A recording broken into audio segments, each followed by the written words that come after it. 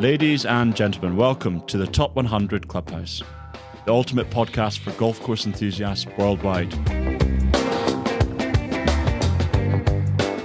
I'm your host, James Henderson, and we're about to embark on a journey through lush fairways and breathtaking landscapes, as well as delving deep into the minds of fascinating individuals from every corner of the golfing universe.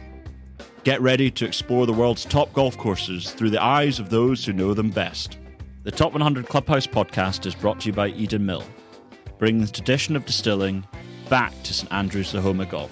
When you mention Scotland to anyone all over the world, one of the main places they'll mention is St Andrews because of that connection to golf. For us to really bring whiskey back and connect into the local history of the town, but really just adds an extra layer, an extra feather in the cap of what St Andrews has to offer. This week we have Bob Ford, the legendary head pro of Oakmont and Seminole. He is also the honorary starter for the US Open. Enjoy. Hello, Bob. How are you? I'm good, James. Thanks, Javi. Nice to be with you boys. I've also got Javi here. Javi, how are you? Good morning. Very nice morning watching the 17th, 18th at the Old Course. You couldn't get a better setting, could you, Bob? It's pretty amazing. No, I mean, this is a fantasy for me. I've never been up in this building, the Old Course Hotel, and to look out onto this golf course is just extraordinary. You've been here a few times before, haven't you, Bob? Not a lot, but I have. As we spoke, 2017, I qualified. Probably one of my greatest memories is to qualify to play here in the Senior Open.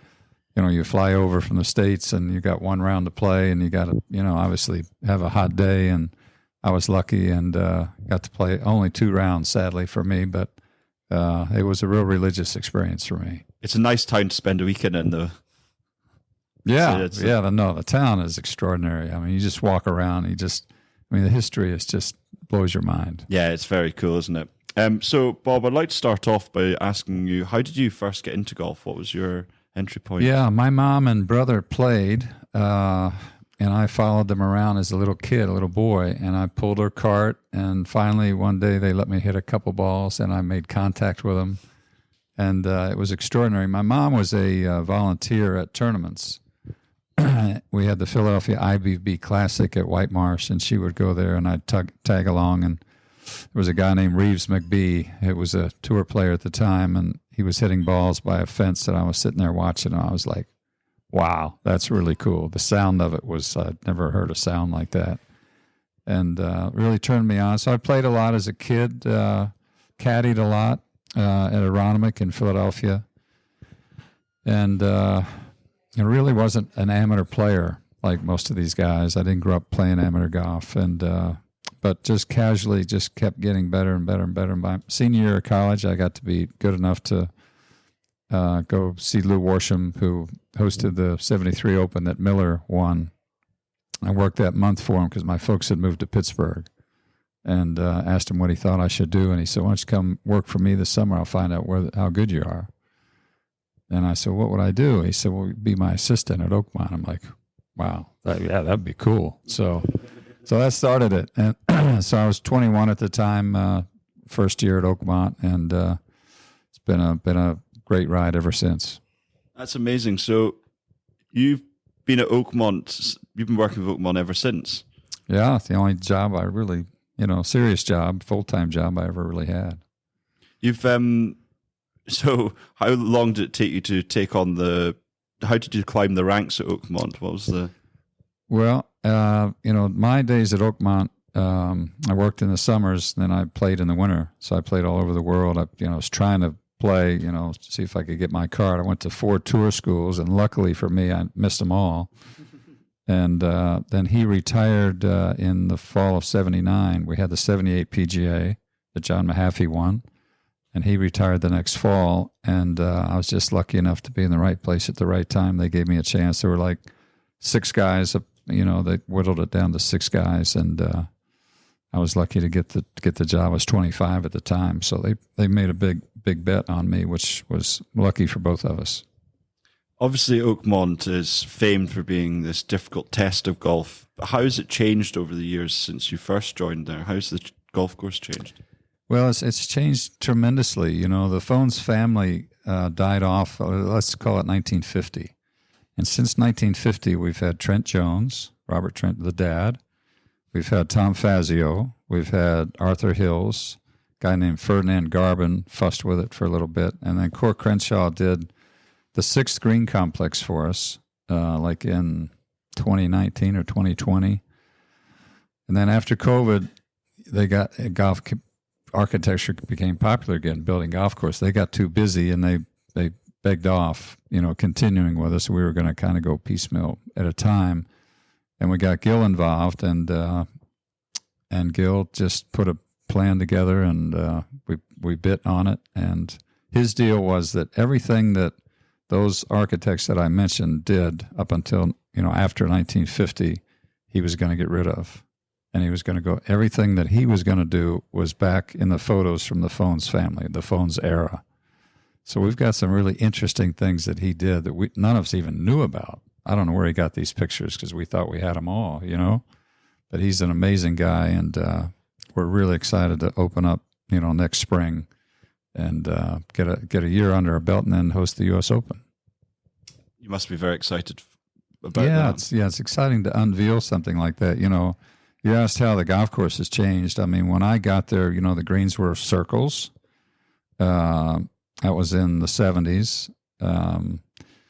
The trees were pretty young at the time. They were probably only 10 years old. So, I watched them grow to 40 feet and some 50 feet, and they were all behind all the greens, so there was a nice backboard to hit against.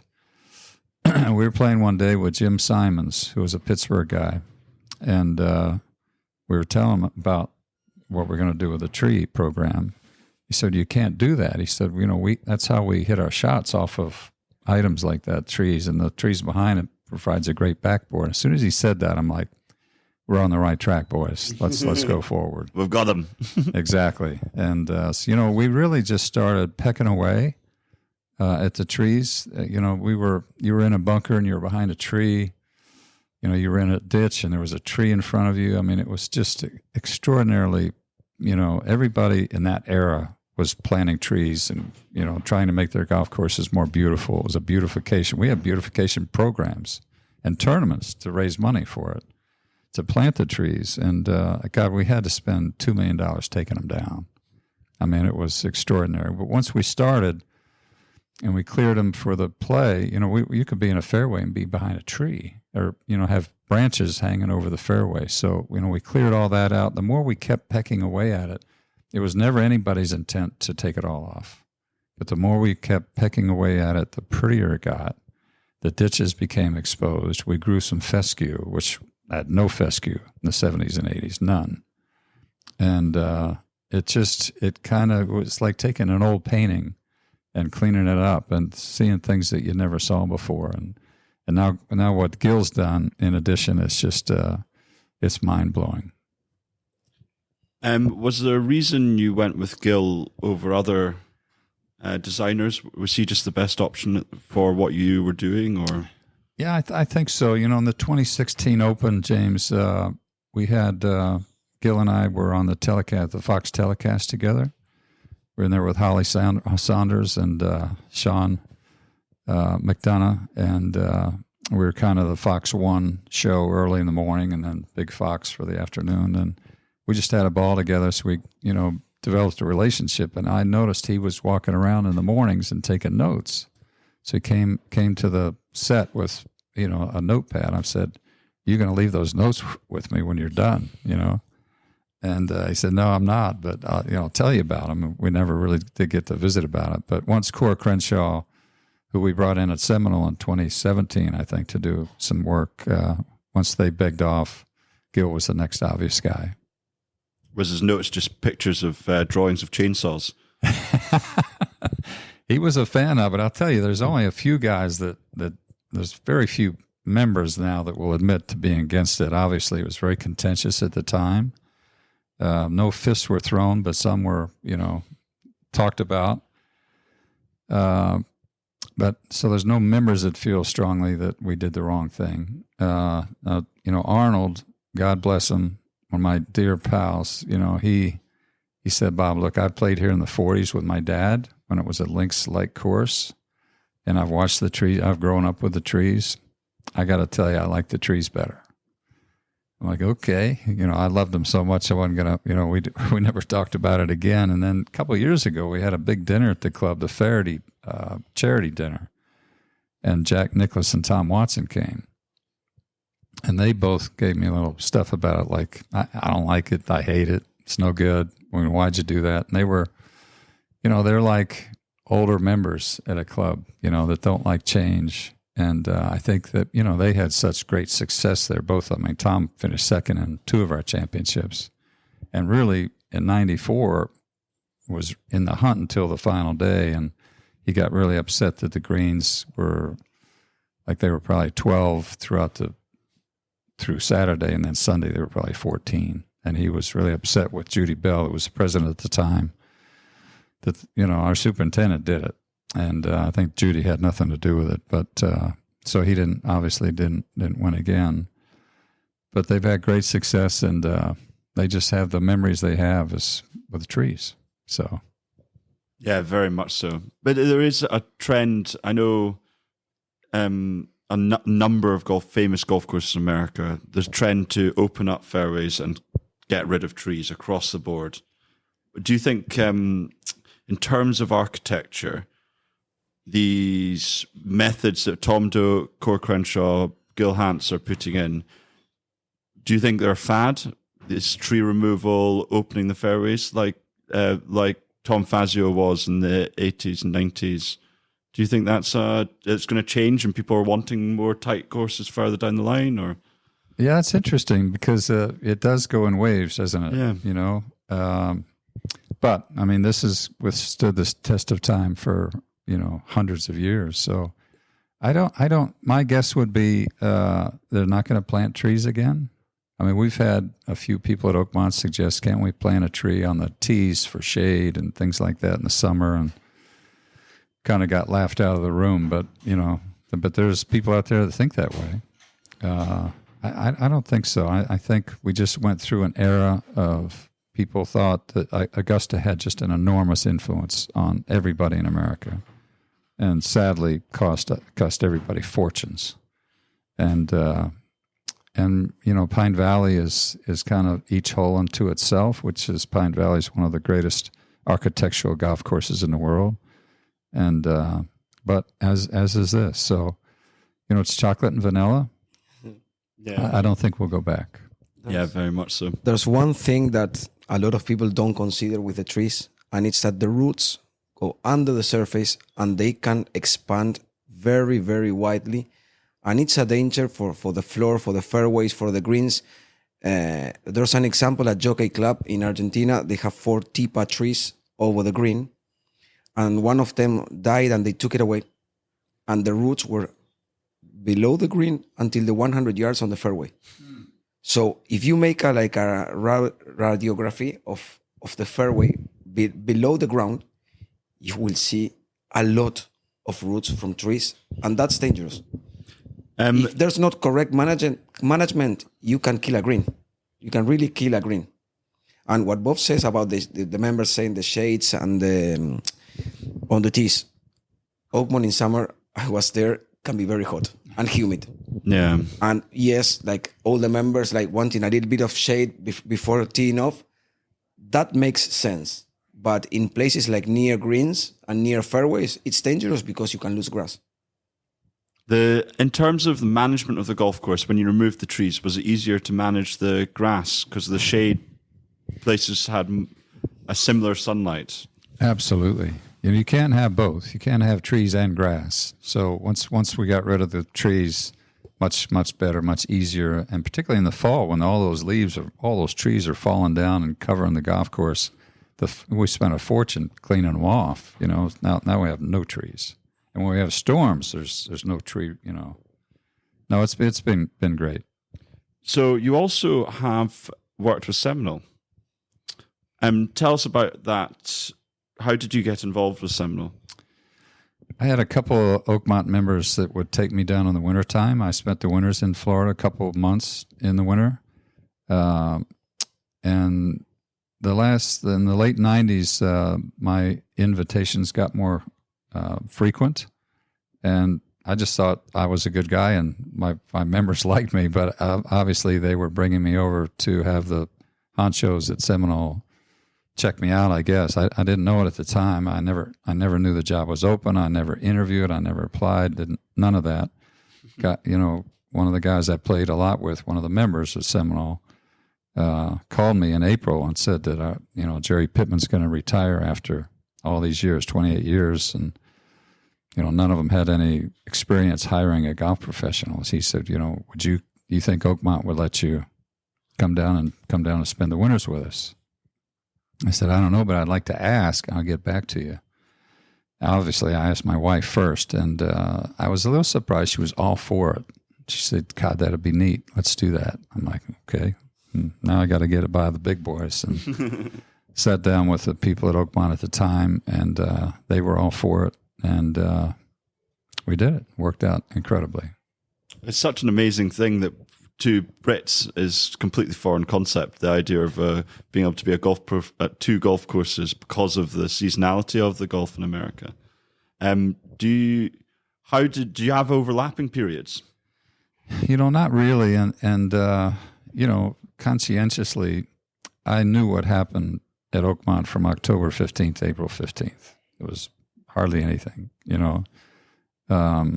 It's gotten busier now in the winter months because of these, learning centers that we now have, and people hit all year long, all winter, and simulators. They like that.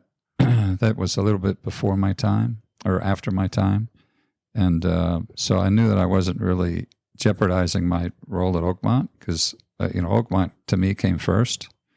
If anything went sideways, I would go back. I would just resign from Seminole and go back. But I had some great guys, take over for me in that time period, and they grew faster that way by being on their own, and it just luckily really worked out. What's the differences in terms of golf course between Seminole and Oakmont? What's your takeaway from being a pro at both? The clubs? And courses. Yeah, well, the clubs are like night and day. I mean, Oakmont is world famous. It's championships. It's open 24/7. We have accommodations. We have breakfast, lunch, and dinner. We have parties. We have weddings. It's a busy family place, and it's one of the great country clubs in the world. And Seminole is a golf club, and it's lunch only. There's no breakfast. There's no dinner. The swimming pool's gone, although nobody swam in it anyhow. And at 6 o'clock, you must be off the property. And it's pretty extraordinary. You were used to not be allowed on the property till 8:30 in the morning. It was kind of a gentleman's club, and I caught in right about the time it was changing. And it was come up 11:30, have lunch with the boys, a bunch of people in the room. The boss put all the games together and told everybody who they were playing against, what they were playing for, and everybody went out and they came in and they drank in the locker room and went home. They left before 6. So it's an extraordinary culture at Seminole. It's very different. It's very just more, I don't want to say more golf-centric, because Oakmont's incredibly golf-centric, and the passion that people have for both those clubs is extraordinary. In terms of a club, the Seminole format sounds like you have to play with everyone. You have to be able to get on with everyone within the club. They really do. There's kind of 4 elite clubs at the top in the States. It's Pine Valley, Cypress, Augusta, and Seminole. Those 4 actually have a match between them. And who's the reigning champions? I don't know. It changes and it's handicapped, and okay, yeah, it's not a big deal. But the Seminole, of those 4 clubs, Seminole members play together much more often than any of those other clubs. All the other clubs are all bring three guests all the time, and most of them have accommodations, and just very different. Seminole's just very golf centric.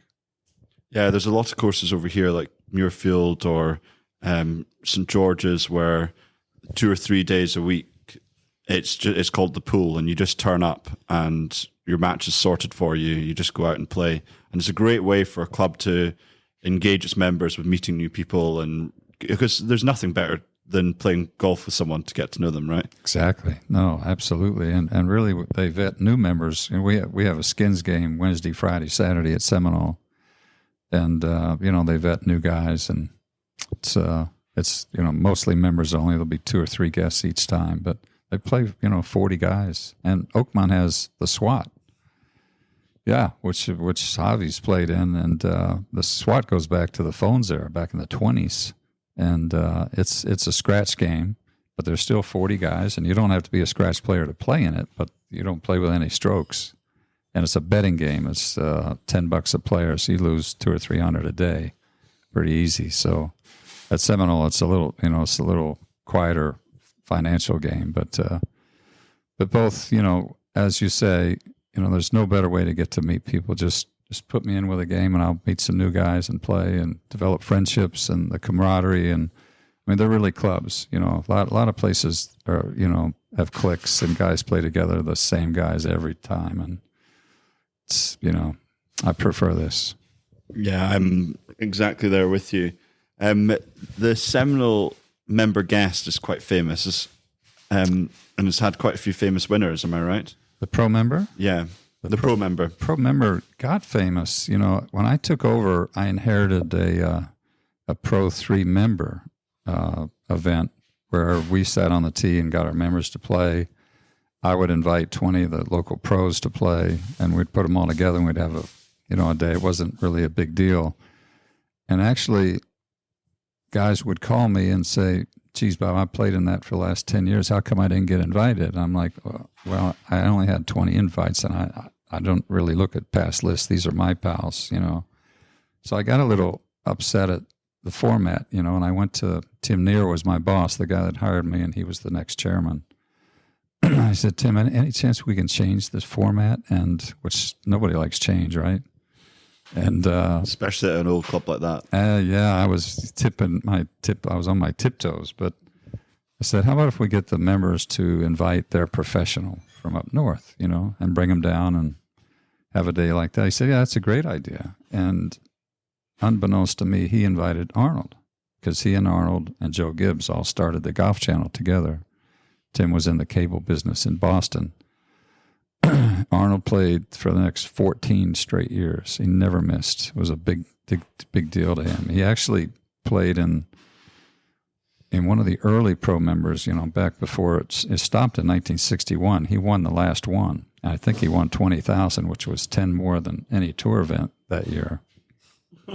But anyhow, it was a big deal for Arn. But so some guy got, the next guy got wind of it. He invited Ernie, Johann Rupert. And then this guy invited Jack, and, pretty much it morphed into a tour event almost, where today you don't play on the PGA Tour. You're on the wait list.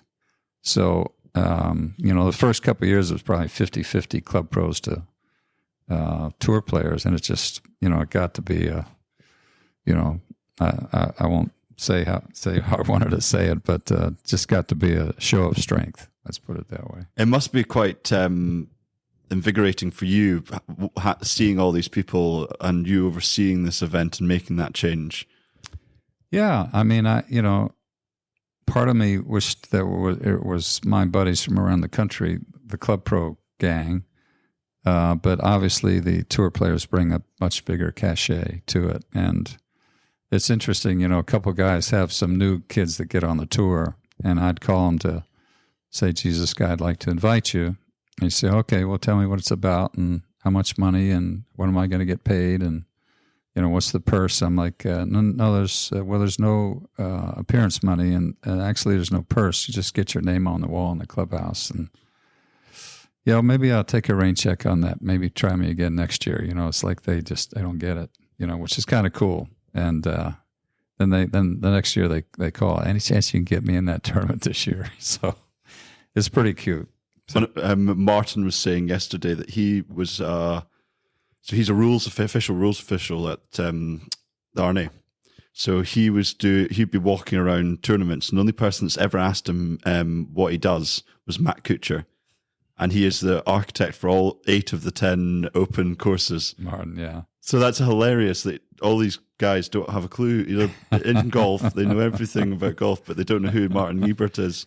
And they're playing on the golf course he's just designed the new hole on.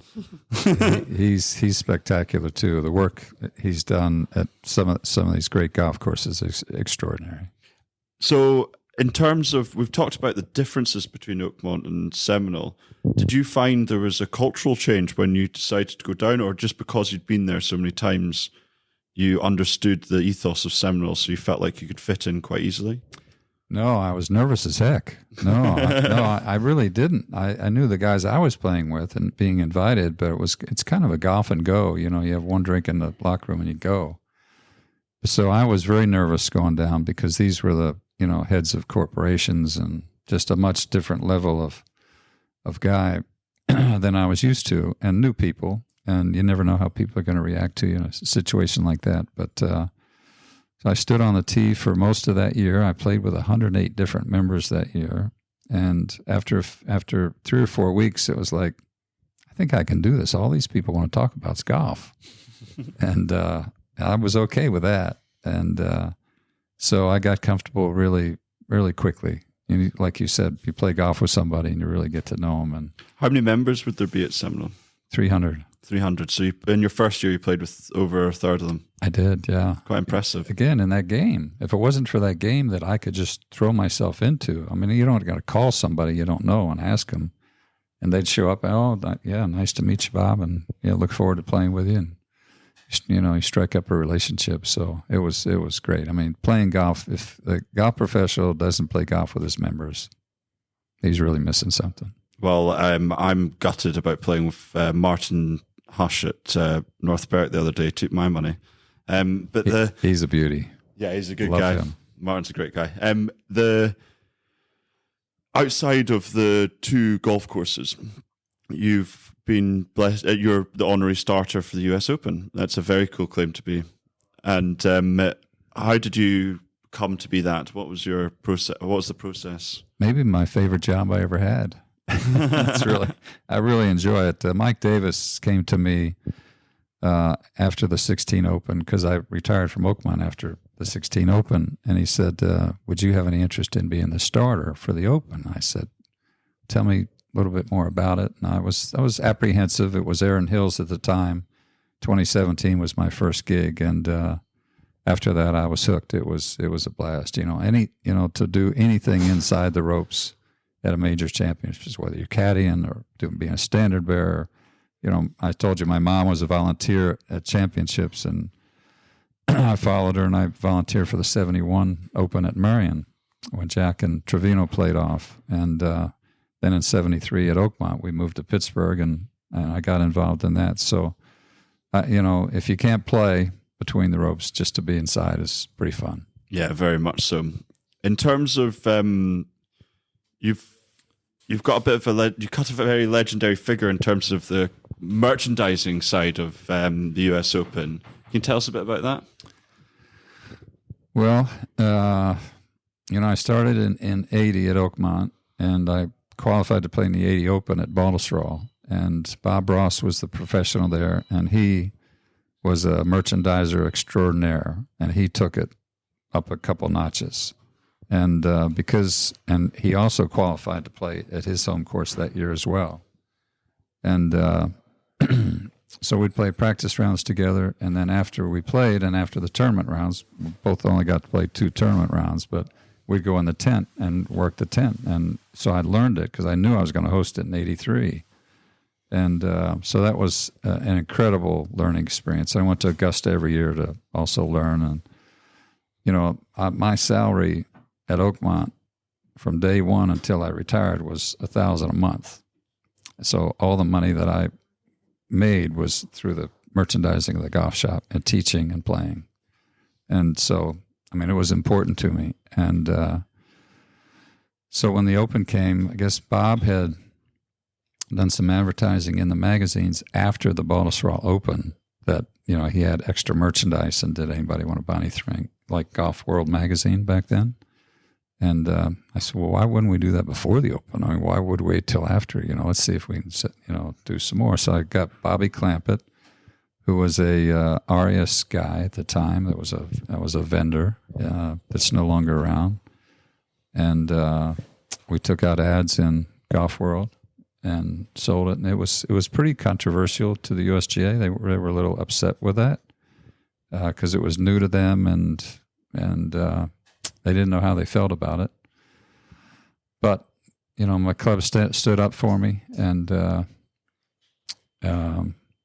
kind of got them started with their program of the merchandising part of it. So and I guess through '94 I ran it for the club. They were the beneficiaries at that time. And Mary Lopinzinski, who runs it now, she has ever since '95.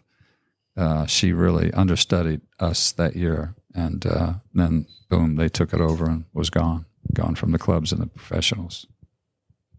Well, I think how much money is going through those things now, and I know the merchandising tent at the Open does. When it was here, did 10 million in turnover, which is quite a lot of money. Yeah, well, double that for the U.S. Open, and then 5 times that for the Masters. Right? Well, I wanted to ask you, the merchandising the Masters do is absolutely insane. The quality of the output they produce there. Was that something you?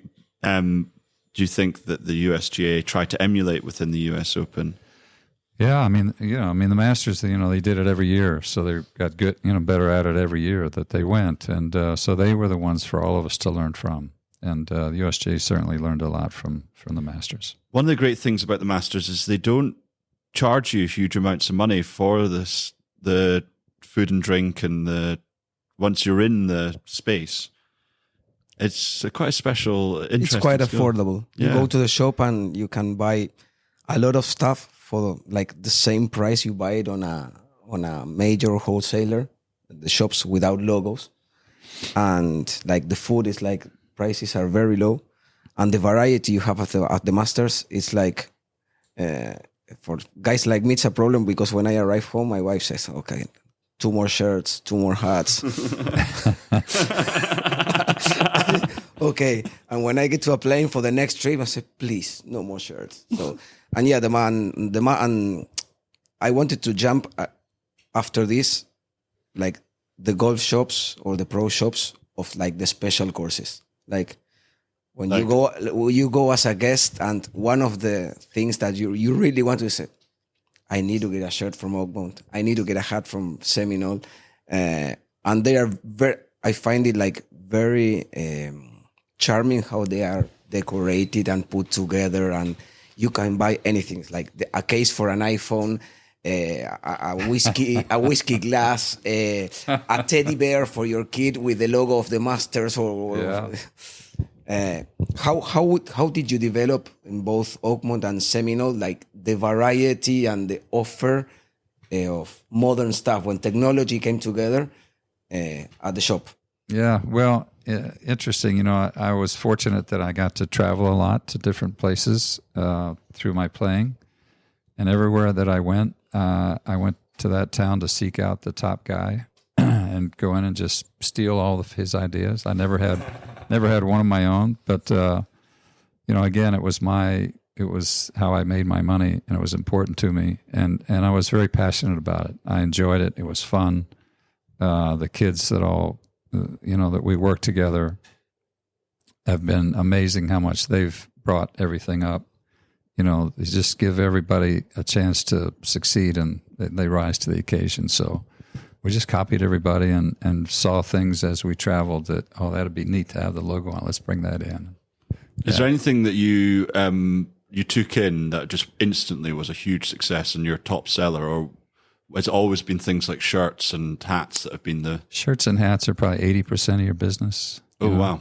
But then, then the trinkets and all the little things. And the big coins, like... Ball markers. Yes, ball markers, pitch markers. All the accessories, yeah. Yes. They all add up. What other involvement do you have in golf outside of the Oakmont, Seminole, and the starter's position? Well... I've taken on a few new responsibilities. Straight Down is probably one of my big ones. It's a clothing manufacturer from San Luis Obispo, California, and Mike Rowley owns it for the last 40 years and become a great friend of mine. He's a senior amateur competitive player, and he actually was here for the Senior Open. He tried to qualify, got dinners together, and he's a West Coast brand, and he's trying to infiltrate the East Coast more seriously. It's not like I carried it at Oakmont, but so he's using me to try to develop those relationships on the East Coast. I have a relationship with EasyGo golf cars, extraordinary golf car, which I hate golf cars, which is funny because, we'll just leave it at that. But they're great, great people. Yeah. Places that that's all you can do is use a cart. I'm also with GBN, which is a Golf Business Network. It's for my end of it, it's a search business for managers, superintendents, and professionals. I'm not busy with any of these things, but I do dabble a little bit. And All Access Travel, just signed up with them to do what Javi does and, take people places. And I stay, I don't want to call it busy. And I used to play 4 or 5 times a week until I hurt my elbow. So these things are nice to fall back on. It's a shame you come to Scotland with a sore elbow. Brutal. No, we planned this trip with my sons for months, and I would just walk around with them. But I enjoy watching them play, and like being, if you're inside the ropes, as long as I'm walking and watching people play golf, I'm happy. So you've been involved in a number of. One sec. Do you want to go? You go. I wanted to continue his son's Walker Cup. We are here for the Walker Cup. The next Walker Cup captain is a member of Oakmont and a very accomplished amateur. Yeah. And then you have the Walker Cup in some years to come. 32, we signed on for it. Yeah, it's been a long time because our founder really started the Walker Cup matches, and Mr. Phones, and was captain of the first 2 matches, the international match that wasn't an official deal, and then the next 2 actual Walker Cups he captained. So it's interesting that we never hosted it, and we hosted all the other USGA championships. But we're going to do it in 32. Nathan Smith is a Pittsburgh kid. I've tried to get him to join Oakmont, and he won't do it. We'd love to have him, but he can't see through the forest quite yet. But he's a great kid. He's a great. Won 4 U.S. Mid-Ams. Played in. He can't see through the forest, but it's good that you just took down a load of trees. Then. It's a good call, James. But, he's a great friend of mine. We played a lot of golf together through the years. He's here, obviously, as the understudy for Mike McCoy, who's a Seminole member, a great friend, and a great player as well. Great player, yeah. Mike's really, really. He got great, like in his late 40s and through, still a great player. But Walker Cups is just, I've been to every one now since Marion in 08 or 9 or 10. 9. What's your favorite tournament golf? Would you say Walker Cup's up there? Walker Cup and the Amateur, yeah. I mean, they're really fun. We hosted the Amateur at Oakmont 21, which was a blast. It's interesting as a pro saying amateur events is your favorite. Well, it's really the game. I mean, the game is an amateur game. I mean, the professional side of it, we all, there are idols and heroes and fun to watch them play. But I mean, if it wasn't for amateur golf, there would be no golf. There would certainly be no professional golf. What's your big takeaways from your career in golf? What have you learned? The things that you'd like to hand on to your next head pro at Oakmont, or your next, what would you want them to carry on being? I think the traditions of the game, the etiquette of the game. I can't stand slow play, and I can't stand people, not taking care of the golf course. Just the etiquette. I mean, that's really, people are like, no, you don't want to play with me. I stink. I said, I don't care how you play. Believe me, there's nothing I haven't seen from a quality of golf standpoint. I just care that you play fast and that you abide by the traditions. Right, I think we're going to finish off one last thing. I like to ask everyone this. I want to hear your top 5 golf courses. It can be, I've had people say 13. So I want to, and it has to be your favorites, not what you think is the best golf course, the place you'd like to play. in the world? Wow, that's really hard. It's Just what's your 38,000 courses in the world, and you have to go only with 5. No, you can choose more than 5. It's just only a few more though. And we're going to include Oakmont and Seminole, or not include them? They are obvious calls. Yeah, they're obvious for you. They're home, so we'll take them away. I would say Pebble Beach. I would say Pine Valley. What do you like about Pebble Beach? What's the memories that I have there? There's no place in the world that I've been yet that competes with the Monterey Peninsula. Just the whole scene out there. It's just very romantic. To me, this is religious. That's romantic. So Pebble Beach, Pine Valley, I think is just an extraordinary work of architecture. Just brilliant. I would say National Golf Links. I'd say Marion. And probably Royal Melbourne. Yep. I noticed no British courses there. Well, 5's just not enough, I'm thinking, the old course is it's got to be in your top 5. You got to let me have more than 5. It's just no, you can have more than 5. Just courses. Is there any courses that you think are unknown courses that you deserve more respect than they get? Well, Portrush is now a lot more popular now. Portrush, I played in the Senior Open there when I turned 50. It was a real treat because it was in July, and I was working at Oakmont for like 15 more years. So I was a present that I asked for from the club to allow me to take that time off, and went over there and played. Just had an extraordinary. Actually, got to play the weekend, obviously there, so I got to play a lot. So that's an extraordinary golf course, and County Down. County Down's extraordinary, and here in Scotland, Turnberry is just blows me away. As far as I think it's the cat's meow of and sadly out of the open rota now. Yeah. So, how about golf holes? Any golf holes that you can include the holes at Seminole and Oakmont? Any golf holes that you would love to just be on the tee and play over and over again? Those the ones that just keep coming, like the 17th here at St Andrews, is a great example. Well, I think the first one that comes to mind is 18 at Oakmont, because I lived on the 18th green at Oakmont for 25 years. And obviously worked there for 40. And I think the next hole that comes to mind quickly is the 8th at Pebble Beach. Just one of the most incredible meetings of land and sea, and those two probably. Very good. Javi, would you like to ask any more questions? One last question. It's about contrasting Seminole and Oakmont. A lot of people were not lucky enough to play them, so I would like you to explain the difference in maybe architecture and playability between Oakmont and Seminole. Seminole, the angles; Oakmont, the uphill holes are the short ones, the downhill holes are the long ones. Sometimes it plays like a links. In Seminole, it is like if you go over the hole, you will probably go and walk to the green with a wedge because you will putt off the green. So tell us about the difference between one and the other, because they are your contrast and your work for the last 40 years.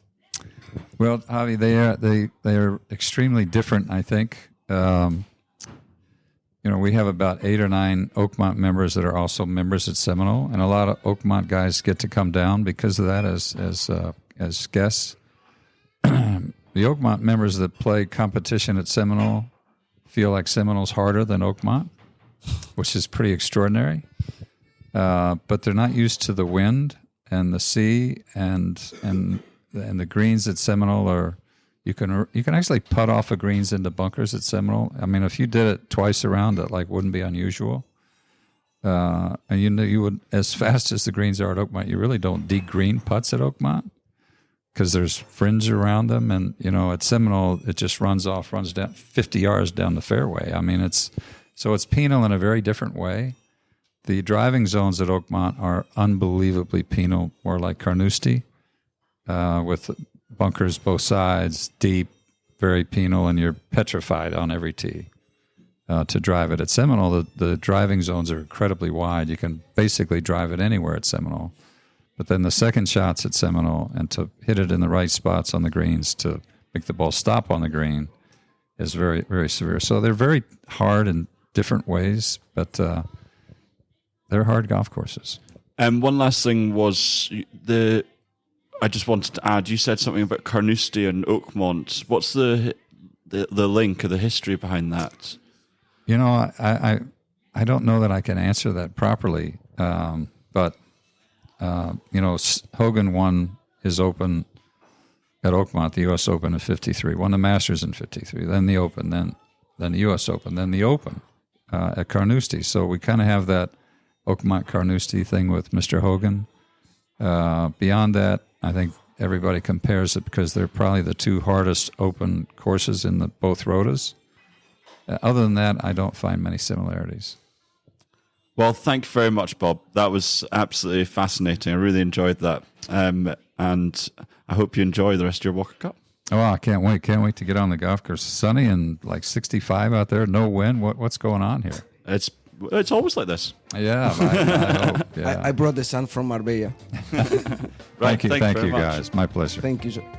Special thank you to Bob Ford. Bob Ford, the legend that is.